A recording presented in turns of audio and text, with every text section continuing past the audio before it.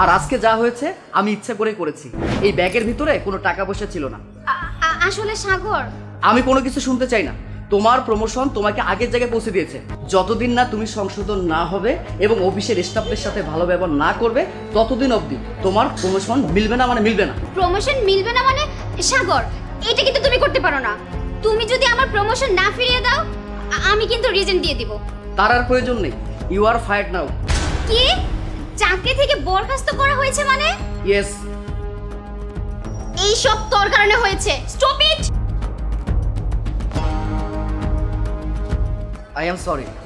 আমার কারণে তোমার অনেকগুলো ঝামেলা পোহাতে হয়েছে। It's okay sir. আর হ্যাঁ, তোমার সততার কারণে আজ থেকে তোমার স্যালারি 2000 টাকা বাড়িয়ে দিলাম। Thank you so much sir, thank you. Welcome.